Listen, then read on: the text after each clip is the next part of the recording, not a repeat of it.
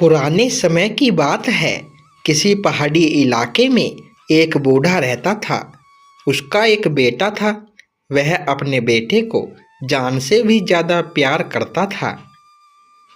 बेटे की शिक्षा दीक्षा, चूड़ाकर्म, विवाह, सभी संस्कार उसने जी जान लगाकर किया। समय बीतने के साथ उसकी उम्र ढलने लगी। वह ठीक से चल फिर भी नहीं सकता था। वह अपने बेटे और बहू के भरोसे जीवन के शेष दिन काट रहा था। समय के साथ साथ बूढ़े की बहू ने एक सुंदर पुत्र को जन्म दिया। वह शुक्ल पक्ष की चंद्रमा की भांति बड़ा होने लगा। बूढ़े की स्थिति और भी नाजुक हो गई। उसके पांव चलने फिरने के लिए बिल्कुल जवाब देने लगे। अब केवल एक ही स्थान पर पड़े रहने के सिवा उसके पास कोई दूसरा उपाय नहीं था। उसकी सेवा करने में उसके बेटे और बहू की कोई दिलचस्पी नहीं थी। एक दिन बेटे ने सोचा, ये बूढ़ा बिस्तर पर पड़े पड़े सिर्फ खाता रहता है, हिलता डुलता तक नहीं, लेटरिन पेशाब तक के लिए नहीं हिल सकता और कितने दिन जिंदा रहेगा पता नहीं। यमराज इसे जल्दी क्यों नहीं उठा लेता।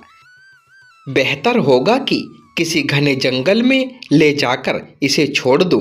बाघ भालू अपना आहार बना लेंगे। इससे छुटकारा पाने का यही एक उपाय है। हमें भी आनंद मिलेगा और बूढ़े को भी मुक्ति मिल जाएगी।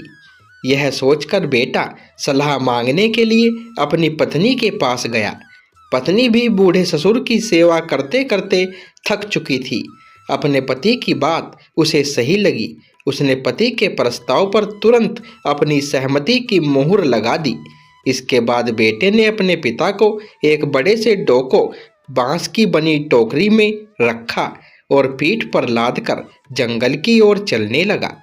उसके साथ उसका छोटा बेटा भी चलने लगा। जंगल दूर नहीं था। बेचारे बूढ़े को न ठीक से सुनाई देता था और न ही दिखाई देता था। उसे पता नहीं चला कि बेटा उसे कहाँ ले जा रहा है।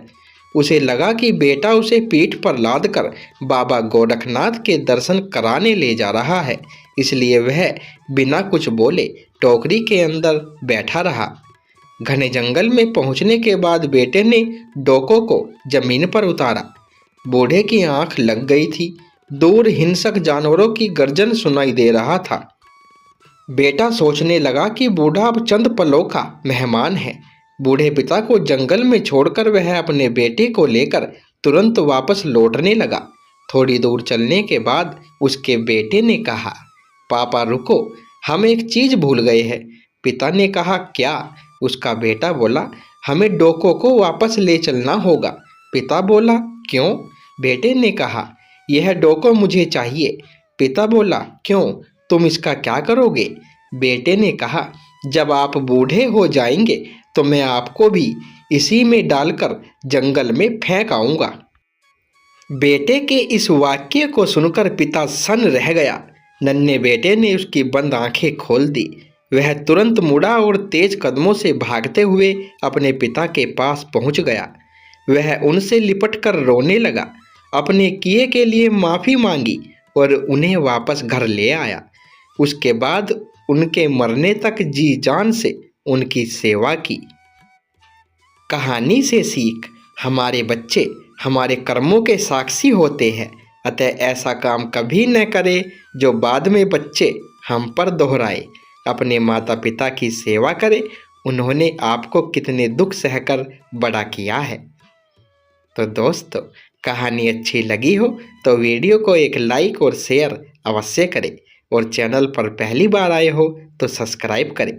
धन्यवाद।